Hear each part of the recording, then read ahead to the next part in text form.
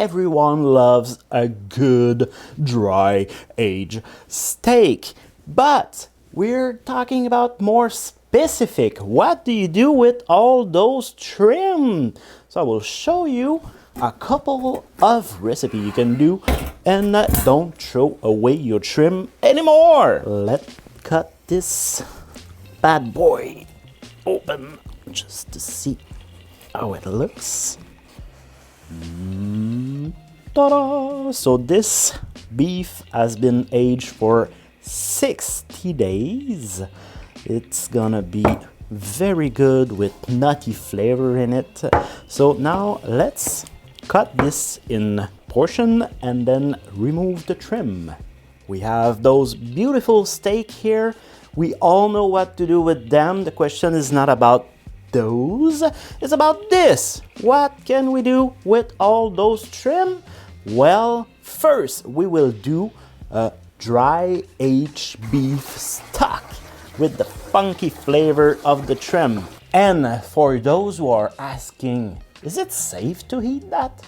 Well, the answer is yes, because in my beautiful steak ager, I have a UV lamp in it that kill every bacteria, so it's perfectly safe to put in your recipe. We put all those in a plate here, and also I like to mix it with fresh beef and put some oil over this. I'm putting avocado oil because it's in spray. Also, there's a high smoking point on this one. I'm just lazy.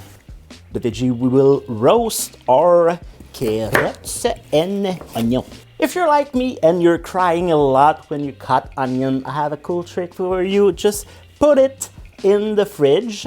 When it's cold, it's less aggressive to your eyes. I didn't do it this time, so just gonna go with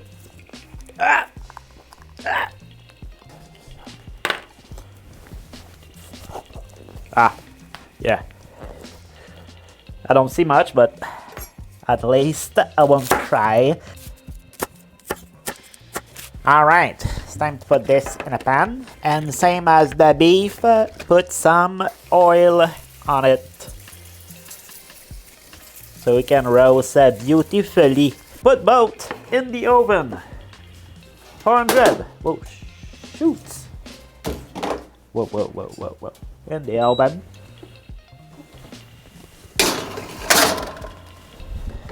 For about 30 to 45 minutes until it's golden brown. Sheesh. Alright, this looks good. Oh, and I forgot to mention, I've put some marrow bones beef. A few moments later. And I forget to mention, I put some beef bone to get bone marrow from the bone in the broth. In that pot, we'll put some water, some celery, and don't throw away anything in a broth. It's just more flavor. And if you have a little bit of dirt, well, you will get a hearty flavor. All right, garlic.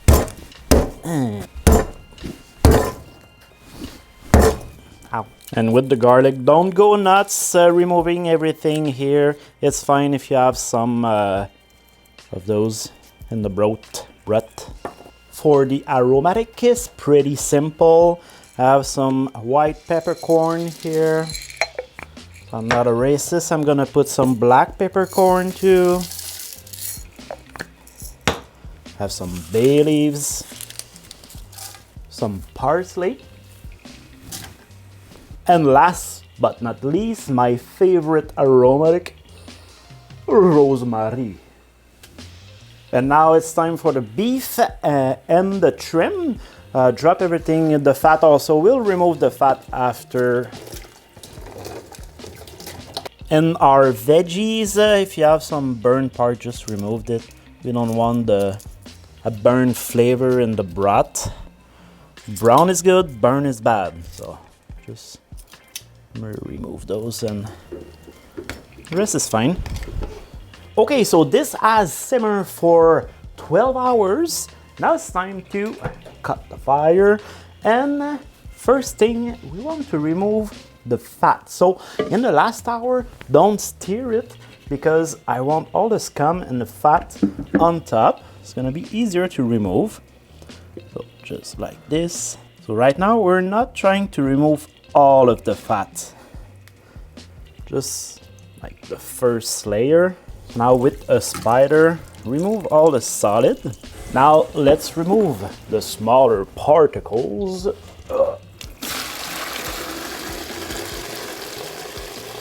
Here we go.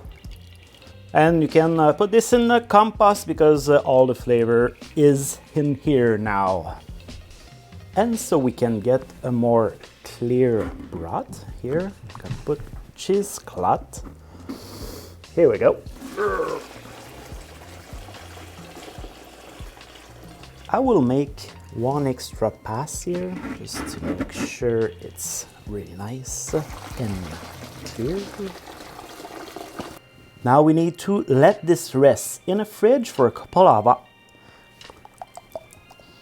Now we need to let this rest in the fridge for a couple of hours until a crust will form. That will be the remain of the fat and it will be easier to remove in a solid form. Good night.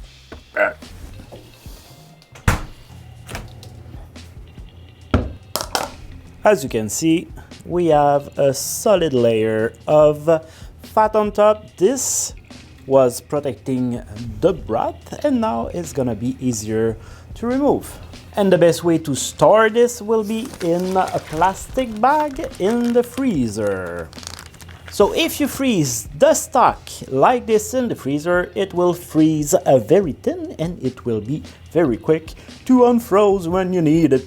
I hope you guys enjoyed this episode and learned something. If so, please leave a like and see you in the next episode. Bam! Bam!